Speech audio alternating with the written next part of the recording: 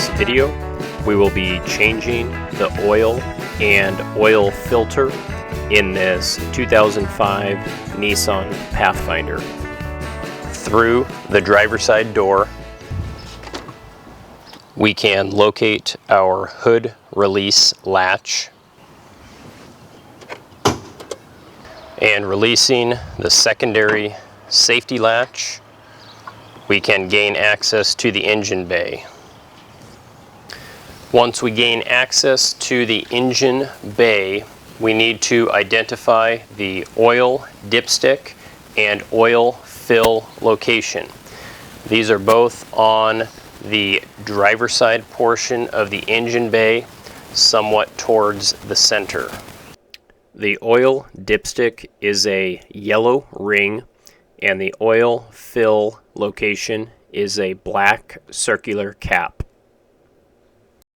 The dipstick is identified with the words engine oil, and the engine fill location is identified with an oil can. To make things a little bit easier, I have installed rhino ramps underneath the front tires.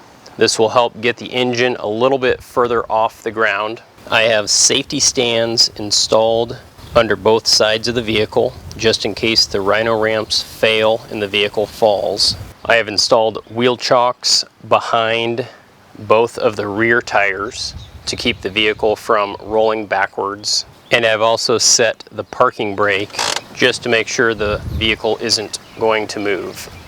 From the front of the vehicle, we want to look underneath the engine bay towards the back.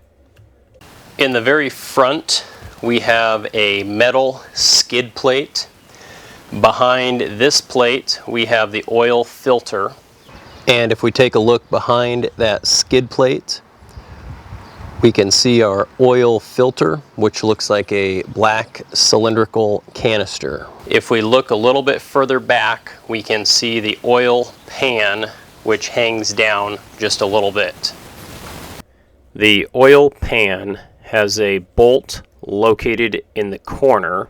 This is called the oil plug, and this is what we remove to drain the oil.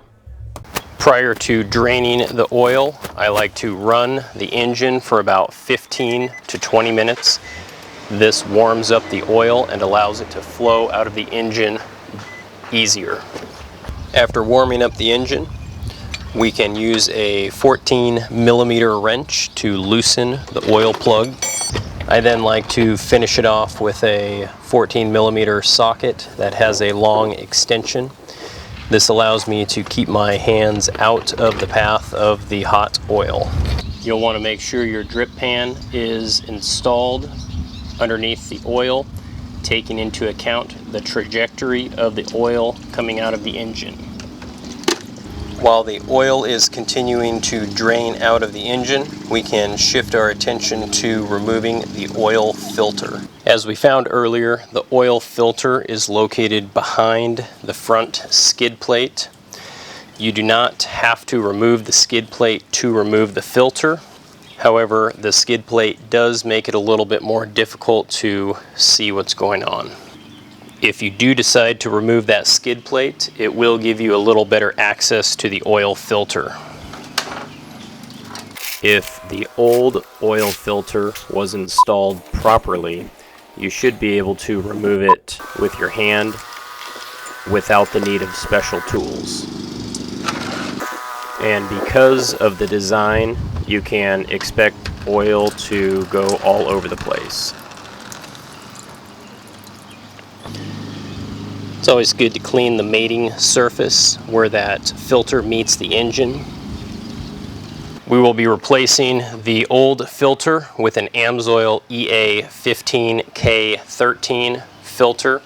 It's always a good idea to double check to make sure that the filters look pretty close to the same size. Additionally, we want to make sure that the rubber ring came off with our old filter. That rubber ring is what seals the filter to the engine, and we don't want that stuck up inside of there. With our new filter, we also want to take some new oil, and we want to apply just a thin film of new clean oil on that rubber gasket. This will help it seal in the engine. If you put the old oil on there, you're basically just rubbing dirt all over the seal, and it's not going to seal very good. After that, we can install our new filter. You want the filter to be just a little bit tighter than hand tight. And if you did remove that skid plate, you can reinstall it.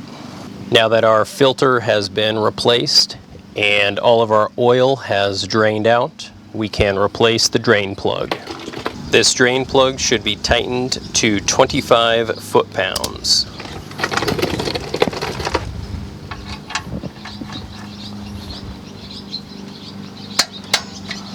At this point, we are ready to add our new oil. This particular vehicle requires 5.4 quarts of SAE 5W30 motor oil. We are using Amsoil's XL motor oil, which will give us up to 12,000 miles or 1 year. After removing the oil fill cap, we can install a funnel and proceed with adding 5.4 quarts of oil. Before you start pouring the oil into the engine, you want to think to yourself, did I tighten the oil plug? And did I reinstall the oil filter?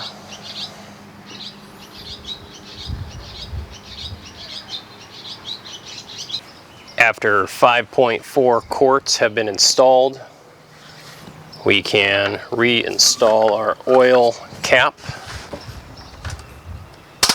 We then want to run the engine for about 20 to 30 seconds to get the oil flowing through the system and to fill up the new oil filter. We then want to check the oil level with the engine turned off. When we first withdraw the dipstick, we want to clean off the end of the dipstick with a rag. We can then reinsert the dipstick into the engine and once again withdraw the dipstick to take our final reading. As we take a look at our dipstick, we can see that our oil level is almost to the high mark. As long as we are between the low mark and the high mark, we're looking good. Ideally, we want to be a little bit more towards the high mark.